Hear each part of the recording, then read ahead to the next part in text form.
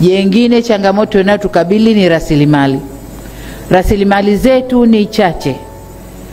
Kama mnavyojua, mara nyingi tunategemea kupata kutoka nje, mikopo kutoka kwa taasisi mbalimbali za kimataifa, mabenki ya kimataifa, lakini yaliyotokea nchini kwetu yametutia doa kidogo. Kwa hiyo huenda yakatupunguzia sifa ya kupata hiyo mikopo kwa urahisi kama tulivyopata muhula wa kwanza wa awamu hii. Muhula wa kwanza wa awamu hii tulikuwa tunapata sana kwa sifa zetu, kwa msimamo wetu, kwa kazi tunavyofanya. Lakini doa tulilojitia huenda likaturudisha nyuma. Kwa maana hiyo, tuna kazi ya kutafuta fedha humu ndani, kutumia rasilimali zetu alizotupa Mungu.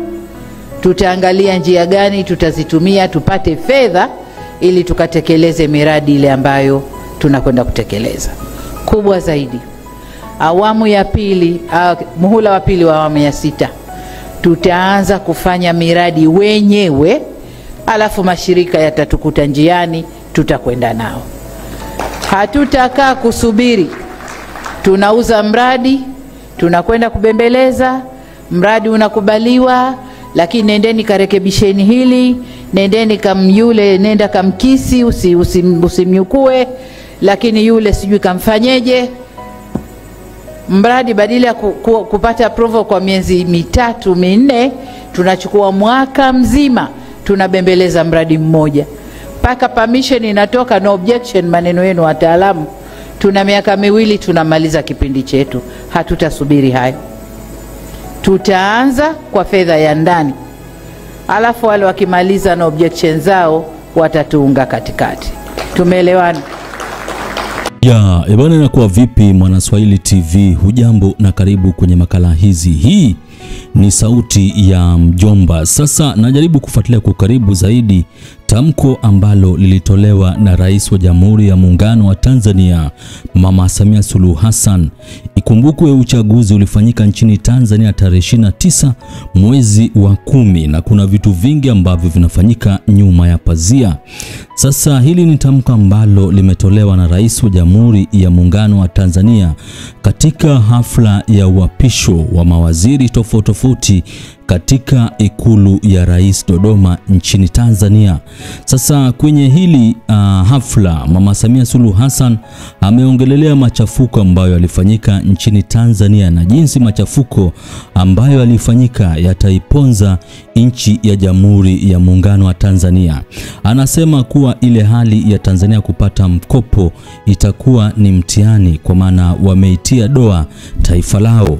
Sasa hapa anarejelea uchaguzi ambao ulifanyika na vile vile maandamano ambayo ilifanyika nchini Tanzania. Ikumbukwe kuwa ni maandamano ambayo ilipelekea vifo vya Watanzania, wengine kuuawa, wengine pia kupotezwa, wengine kuumizwa na watu ambao wanaaminika ni maafisa wa jeshi la polisi. Sasa inaonekana tamko hili alijakaa vizuri na mwanadada ambaye anajulikana kama Mange Kimambi, ambapo ameamua kumchamba Rais wa Jamhuri ya Muungano wa Tanzania.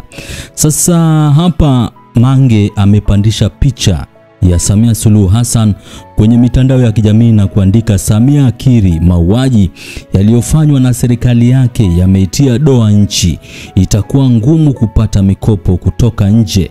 Sasa inaonekana kuwa ile hali ya vurugu kufanyika nchini Tanzania na watu kuuawa, watu kuumizwa na vile vile wengine kupotezwa imeitia doa taifa la Tanzania, na rais pia amekiri katika hafla hii. Sasa inaonekana kuwa pia yeye kimoyomoyo amekubali ya kuwa machafuko ndiyo yalifanyika nchini Tanzania, lakini yeye anasema ni machafuko madogo. Ndio yametia doa nchi ya Jamhuri ya Muungano wa Tanzania. Sasa inaonekana kuwa hii video haijakaa vizuri na baadhi ya Watanzania ambao wanajihisi ya kuwa Samia Suluhu Hassan amezingua zaidi kwa kudai ya kuwa ni machafuko madogo ambayo yalifanyika nchini Tanzania.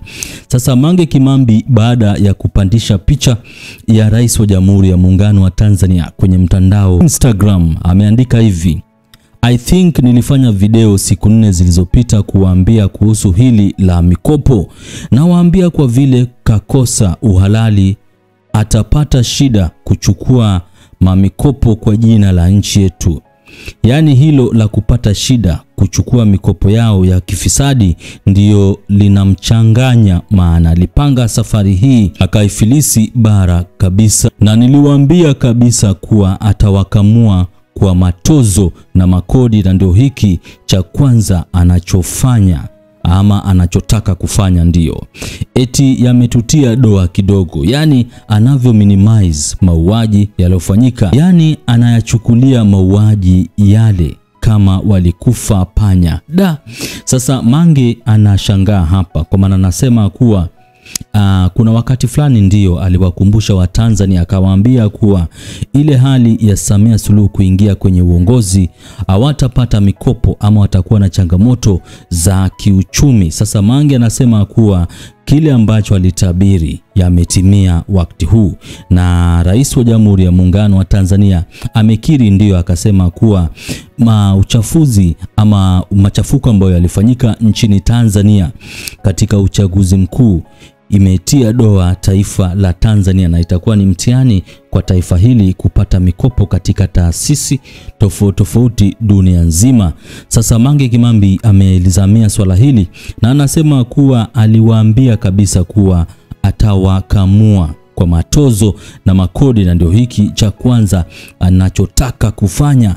Eti yametutia doa kidogo. Yani Mange anashangaa, kwa maana Rais wa Jamhuri ya Muungano wa Tanzania yani anajaribu kupuuzilia ile ishu ya Watanzania kuuawa na watu ambao wanaaminika ni maafisa wa jeshi la polisi. Sasa kuna wengi ambao wamedondosha comment zao kwenye post ya Mange Kimambi. Kuna huyu ambaye anajulikana kama Hussein Zainabisa anasema yani mikopo tu ndio iliyo kichwani.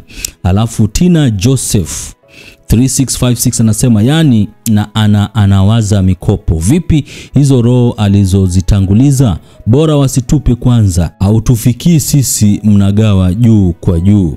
Alafu mwingine anajulikana kama Official Rosni anasema anawaza pesa tu. Malume 97 anasema ila wa mama kwa vikoba. Alafu huyu anajulikana kama Da Silva at Petro anasema ushayatimba saizi unaanza kusema nywi tarehe 9 tupo road kama wote mpaka ungoke ndo tunapoa. Alafu mwingine anajulikana kama Inoti_Finance anasema hii country sio ya familia moja, tarehe 9 Disemba tunaenda kuinua sauti kuu people. Alafu akanyosha mikono juu. Mwingine anajulikana kama Penny Itumba anasema anaweza mikopo tu, hajali kuhusu damu alizomwaga. Alafu Nuruvazi anasema doa kidogo, nani kasema lidoa kubwa. Alafu Dion_Maso anasema halafu mbona hataji ni tukio gani hilo. Huyu anajulikana kama Jix Rexbix OG anasema nile una kila aina ya karata. Alafu last card ya moto, alafu akaweka emoji kadhaa za fire. Huyu anajulikana kama Them Somebody anasema Samia akijiangalia vizuri kwenye kioo atagundua sura yake ilivyo imekosa nuru, imekuwa nyekundu kwa ajili ya hizo damu za watu walizomwaga.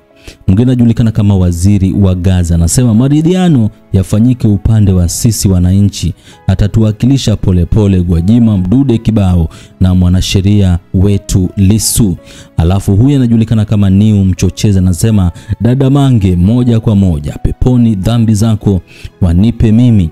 Kwa hiyo ni baadhi ya comments ambazo zinadondoshwa kwenye timeline ya mwanadada mpambanaji mwite Mange Kimambi baada ya kuposti video moja ya Rais wa Jamhuri ya Muungano wa Tanzania Mama Samia Suluhu Hassan katika hafla ya uapisho wa mawaziri.